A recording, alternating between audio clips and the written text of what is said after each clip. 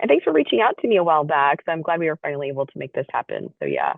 Yeah, totally. I know. I feel like I've been kind of what would you call it, on hiatus for a little bit, and there's like updates with the restaurant, updates with what I'm doing, and like I think that when I closed the restaurant, I didn't know exactly the plan. I thought I was just going to go find a new space.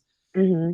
Um, I was just like, let's take a second and like just reevaluate and take a rest and a pause real quick before we jump back into things. And I'm glad that I did. And now I feel like a lot of people are still like, wait, is Morchella still open? Are they still going on? Where can I find them? And so I think a chance just to touch on that real quick would be, I think, Yeah, good for what I'm doing and everything as well. absolutely. So let's start with that, with like we're I don't know if you want to go there or we can just start from the beginning because I thought we could say, you know, thank you, Chef Cameron Dunlap. And it's Morchella, right? Yes. Yeah.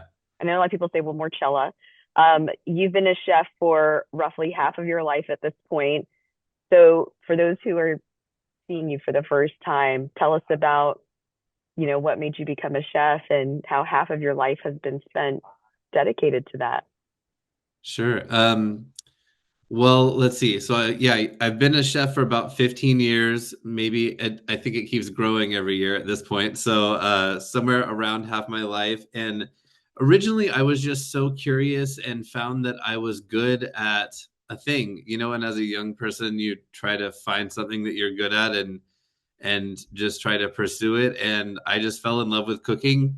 And, that love is kind of, I feel like it's like reignited. It's still as strong as it was when I started cooking, and that's why I feel like I'll never get away from it. And I just need to lean in and really just pursue cooking to the fullest, even still, 15 years later. So, um, yeah, that's where I'm at now is just trying to get closer to my ingredients and also to make new connections within the food industry and pretty plates are really fun, but I've made 1,000 of them, and there's things that are more exciting to me now that I'm trying to explore, mainly with connectivity with agriculture and small business, and kind of reconnecting some of those ties that kind of got severed after the pandemic happened. So, yeah, I'm finding it's a lot of community around the food that I'm really getting into right now. Yeah, talk about your time in the Portland industry itself and just being here in Portland and what's that been like within the industry and from people who support your business as far as customers go. Yeah, well, I've been lucky enough to be in the Portland industry, the Portland food industry, and to follow it not only as a worker, an employee, but really as a fan. I've been such a big fan and had so many inspirational chefs just kind of around me and that I've followed for the last, well, 15 years. And it's really funny because like the first people who inspired me to do a pop-up, they just got together and did a chef collaborative dinner.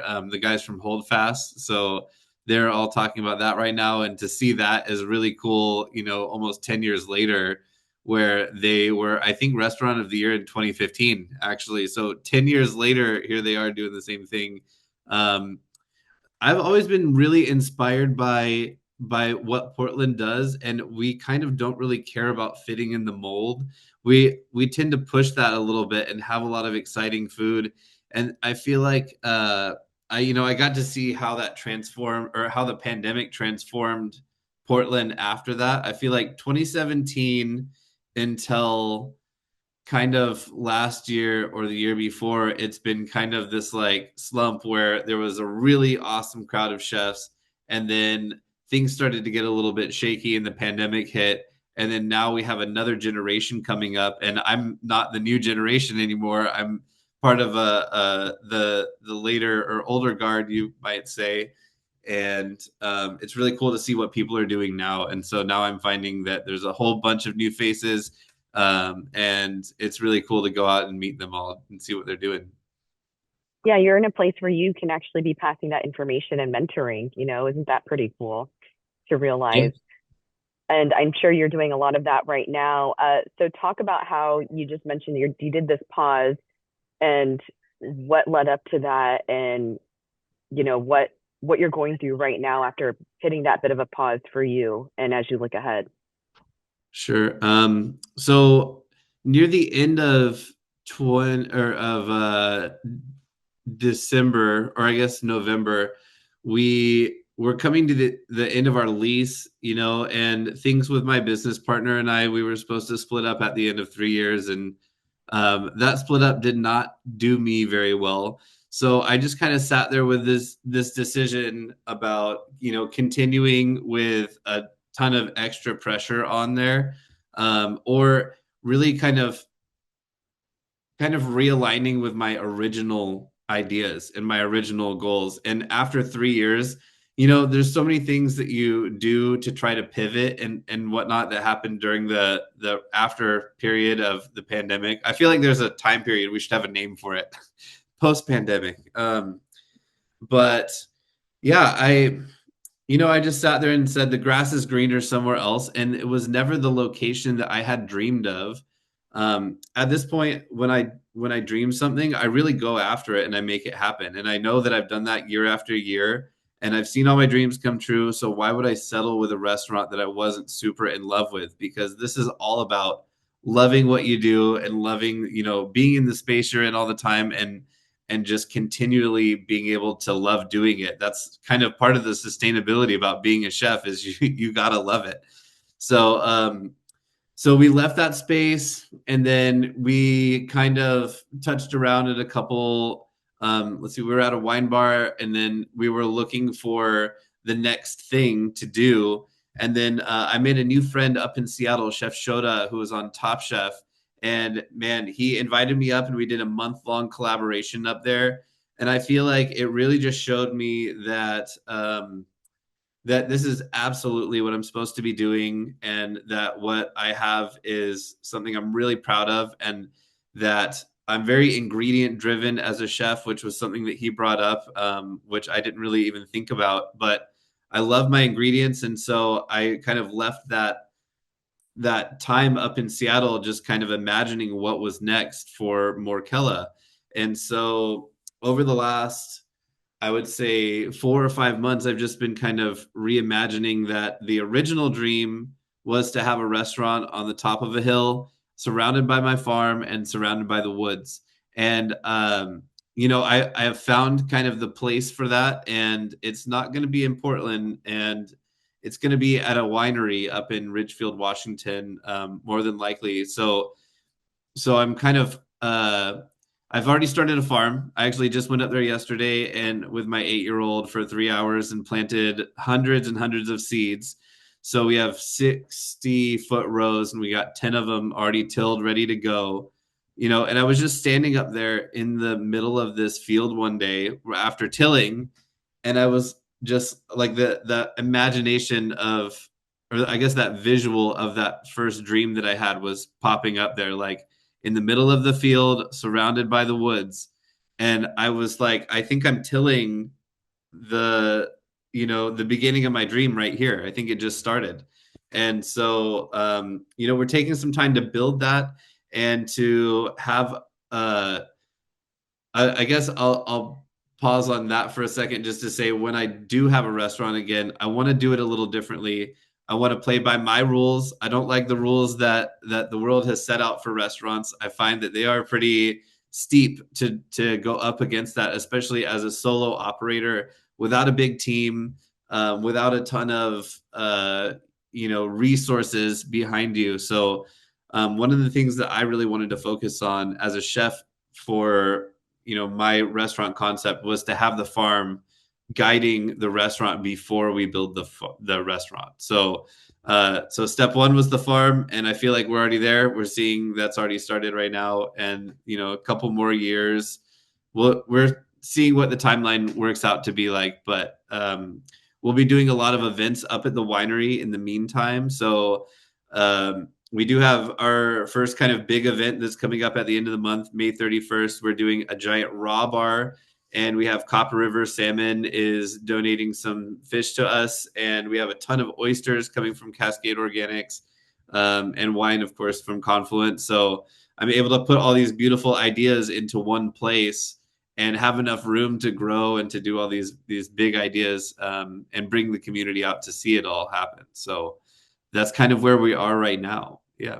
That is so cool. So it's at the winery, but you're going to have a restaurant there next to the farm. Am I understanding this correctly? And so you'll be along with the winery, and will Morchella keep its name? Like, do we know? I don't know, it might be early. Do you know any of that yet? You know, I feel like I love the Morchella name and I've wanted to keep that as like my thing, but also, maybe it's time for a new beginning as well.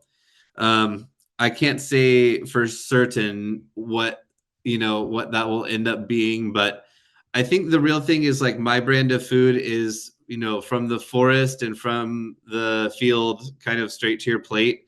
And I know that that's something that I excel in past, a lot of others. Is it's my specialty is that extra connectivity. My kids been to the farms that I get stuff from. I've known my farmers for a decade, and I've only used really the same two farmers, who grow the best produce in Portland and surrounding area. And so that'll definitely be at the forefront of it. And our partnership is going to be long term up there for sure. I mean, once you get up there, you kind of look and you realize how beautiful and how great of an opportunity it will be. And I'd really like to create a flagship of the Pacific Northwest cuisine that's right up there, surrounded by the woods and the field. That's awesome. I'm sure the community there in Ridgefield will embrace it and just love that, you'll establish this next chapter. So I look forward to following all those steps. I know it might be, like you said, a couple of years, but it sounds really incredible. I mean, for that to be your dream and for you to be closer to it, I mean, that's really amazing. Meantime, I know we'll expect lots of pop-ups for you until that is all complete. And we haven't talked about the foraging part. That's definitely something that you're quite known for, and you do it because you love it. For those who are going to watch this and they've never been to a place that even forages, let alone to your business, talk about what that entails and how involved you are in truly getting all those ingredients and how much of it that you do for the process of getting those dishes together. Yeah. So for me, foraging isn't kind of it's past a point of hobby where I've created these dishes and this year-long menu that really it focuses on it so heavily, and my concept does that I have to go foraging before every event. All of my garnishes, my greens, those are things I all pick myself. Wild berries, roots, flowers, all of that is stuff that I can't really buy. There's maybe one person, and if he hears this, he would know who he is, that people buy stuff from. Um, and so for me, it's kind of a way of life where it's not something that I actually do as like, okay, guys, we're going to go on a mushroom hunt and it's going to be this fun thing. It's like I go out there for business. I have an eye for wild foods that it's a light switch I can't turn off. No matter where I go, I see wild foods around me every day of the year in every direction, in every setting. And so, I would say it is part of my life. And I actually can't imagine any kind of lifestyle that doesn't involve some sort of foraging at this point in my life. And then I will also say that since not having the restaurant running all the time, I'm now free to go foraging whenever I'd like. And if you've ever been to the restaurant, I talk about the people that are behind how things get there. And when I talk about mushrooms, I have a mushroom guru named Eric. He's a dear friend of mine, and he invites me, God bless his heart, every year to come out to his super secret friend mushroom hunt, and it's somewhere in the woods on a mountain. That's all I can say. And this year I have the availability. So actually, this weekend on Friday and Saturday, I'm gonna go up and go with my mushroom guru and just get some really good mushroom and thyme in, which was always hard to get. I was always booked for events or something. And this year I feel like a little bit more free to pursue kind of the enjoyment of foraging and the outdoors as well. That's too cool. I feel like I know there's this thought of foraging for like those who do it, on their own and don't have restaurants. And it definitely sounds challenging, but for you, I can see the joy that it sparks within you. And I love that for someone like myself who would not even know where to start, that you've brought that in with doing the restaurant. So you get that excitement and we get to see what you've presented and what you've done without the stuff that I know I could not find, right? But it's very, very cool that you're able to do that. And touching on that, because I know I've heard that before, right? And I don't know if it was you or someone else who's like, there are these like secret places, but they don't want people to come because foraging, whether with a restaurant or they're doing it for their own love of it, you don't want to give away a spot because there can be really great ingredients and great products there, and then everyone's just going to take it. So I get that. However, you also, when I take back to a couple of years, like when that unfortunate thing happened, you were actually foraging, right? Am I correct? In Southeast Portland, like close to your home, and then unfortunately you were robbed at that time. But at the same time, I'm trying to tie in two things. So one was that that goes to show that you can do it within the city and find some usable ingredients. But the other part was that that was not great that that happened either while you were out literally doing something that was part of your livelihood. Can you talk about that? Yeah, the news kind of took it a little bit in a direction that wasn't like exactly correct. So when I was what I was doing is I was checking on a fig tree because figs have two fleshes that they will produce a ton of figs. And I was like after work, and I'm thinking, okay, I'm gonna need more figs for this dish. And we're doing brown sugar fermented figs that takes like 5 days or something. And so I was just like, I know of a tree on the way home in Portland. I'm just gonna go park my car and like jump up in the tree real quick and see if where they are at, because part of foraging is really like surveying what the plants are doing around you, and that's how you kind of stay in the seasonal know, right? Is by being in the woods every week. I'm watching berry development, I'm seeing where they are, I'm seeing what plants are popping out first, and then those are indications of other things that are ripening. So here I was just like really checking on the figs, and I must have been like, I got up in the fig tree for maybe like 30 seconds before another car rolled up, and I jumped out of my car, and I think they were like afraid that some big guy jumped out of a tree and was like, hey, you're not going to steal my car, even though they did anyways. Um but yeah, so I was really just checking on it. But yeah, I mean, there are thousands I mean, I don't even want to say thousands, I want to say millions of pounds of fruit all over the city that is not really being used. And honestly, it's chef quality stuff. It's not trash on the side of the road. It's resources for everybody, really for everyone. Like those are free resources that we can all have. And some of these trees have been there, 50 years. And there's also I've done work with Portland Fruit Tree Project, which is a local project that I care deeply about, just because they do exactly what I'm talking about, and they steward those trees that are really high production, and they take all that and get it to the places that it needs to be. Um, so yeah, I was just checking on those figs, and found myself in a precarious situation. It's funny that happened instead of finding a bear. I still haven't seen a bear in real life yet. I suppose that's one way to look at it, and we're grateful that obviously you were ended up being okay, and you were up for talking to the news about it, and that that like I said, that everything turned out okay, as frightening as that must have been. And what a good perspective to have, that yeah, at least it wasn't a bear, because you were way out in the woods sometimes. Yeah, by myself a lot of the time. So, you know, yeah. Were But you all like when you look back as when you were a kid, were you like a scout or something, or you were you just okay? Because I'm like, you definitely have these survivor skills. So no, and then some people I forget, but you kept it with you. You loved all of that. it's kind of funny because I'm starting, the older I get, I'm seeing things come more full circle. And so my dad was a avid hiker, and he did get me into Boy Scouts. I was like one under Eagle Scout, whatever. So I like almost completed but didn't, which was most of my younger life, doing things and never finishing them. Um, but my dad would restore trails. He hiked all over the country, and it's cool because I didn't appreciate it then. And my dad had a very personal relationship with nature and in a way of hiking. And I now, as a full grown man, I have my own relationship with nature that is vastly different than him, but also very specific and very intimate to my being personally. And so now I feel like he's getting to the age where he's a little too old to go hiking now, and he's given me a lot of his equipment, and I feel like I'm carrying that on, and it's also important that I do that with my son in the same way, and just kind of expose him to being in nature and those things as well. I will never forget sleeping in a lean-to for a badge in the Pacific Northwest overnight. Let me tell you, that was one uncomfortable night.